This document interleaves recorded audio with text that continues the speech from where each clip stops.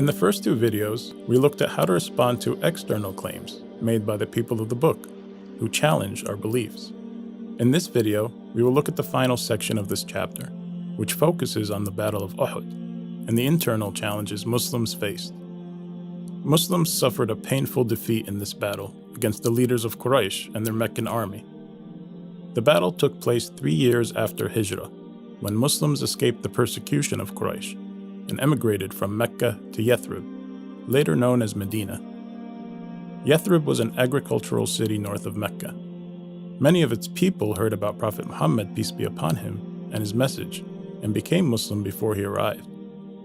This annoyed the leaders of Quraysh and prompted them to attack the Muslims. This is known as the Battle of Badr.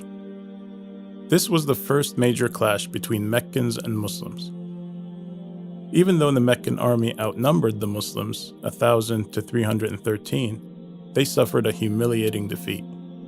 This sent shockwaves across Arabia and badly damaged Mecca's trade economy.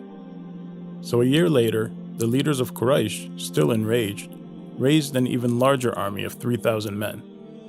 Their main objective was to kill Prophet Muhammad, peace be upon him, ending the religion of Islam. Prophet Muhammad and the Muslims of Medina got wind of Quraysh's plan and raised an army of 1,000 men.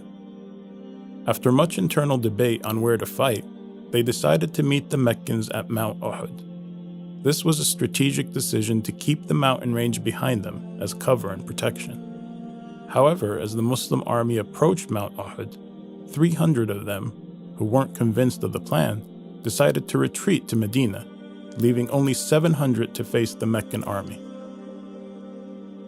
Given how the Meccan army was positioned, Prophet Muhammad, peace be upon him, ordered the placement of 50 archers as cover for the 650 who were on the battlefield. Prophet Muhammad specifically ordered the archers not to leave their position under any circumstances, even if they were winning. As the battle progressed, it appeared the Muslims were advancing and might hand the Meccan army another major defeat. However, 40 of the 50 archers saw this and left their positions to collect the spoils of the battle, ignoring Prophet Muhammad's orders. Khalid ibn al-Walid from the Meccan side saw the archers leave and moved his troops around the battlefield, attacking the Muslims from behind. This forced the Muslims to retreat.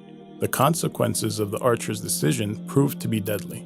Many of the companions died, and some believed Prophet Muhammad himself was dead. It was later discovered that he had survived, but was badly wounded. This was a crushing loss for Muslims, and left many of them devastated and heartbroken over the loss of loved ones. Given their state of mind at the time, and how low their morale was, these verses were revealed to help them cope with what just happened, and uplift them spiritually and emotionally. Allah reminded them of the Battle of Badr. Indeed, Allah made you victorious at Badr when you were vastly outnumbered, so be mindful of Allah. Perhaps you will be grateful. It goes on to remind them of the thousands of angels that fought with them in Badr, and how victory comes from Allah. Allah would later reassure them after their defeat. وَلَا تَهِنُوا وَلَا تَحْزَنُوا وَأَنْتُمُ الْأَعْلَوْنَ إِن كُنْتُم مُؤْمِنِينَ. Do not falter or grieve, for you will have the upper hand if you are true believers. If you have suffered injuries at Uhud, they suffered similarly at Badr. We alternate these days of victory and defeat among people so that Allah may reveal the true believers. Choose martyrs from among you, and Allah does not like the wrongdoers. Allah reminds them that Muslims will indeed be tested. Do you think you will enter paradise without Allah proving which of you truly struggled for His cause and patiently endured? The verses would later go on to explain why they were denied victory in Uhud, how their courage had weakened and some among them disobeyed the Prophet's command and chased after worldly gain, while others desired a heavenly reward. And even after all that, Allah still pardons those who disobeyed, as He is all-forgiving. He commands Prophet Muhammad, peace be upon him, to pardon them as well. Ask Allah's forgiveness for them, and not to marginalize them, but instead to bring them back into the group and consult them in matters. The verses then honor the companions who lost their lives in battle. Never think of those martyred in the cause of Allah as dead. In fact, they are alive with their Lord, well provided for. The chapter goes on to stress the importance of patience, perseverance, and being mindful of Allah whenever Allah tests you. and how nations came before them failed this very test and chose worldly gain over success and reward in the afterlife. The chapter ends with a verse that provides advice for success.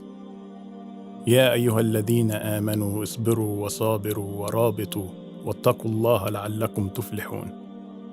O believers, patiently endure, persevere, stand on guard, and be mindful of Allah, so you may be successful. Help us create more videos by visiting our website today and contributing to our mission and project. Please subscribe to our YouTube channel to access more videos and content.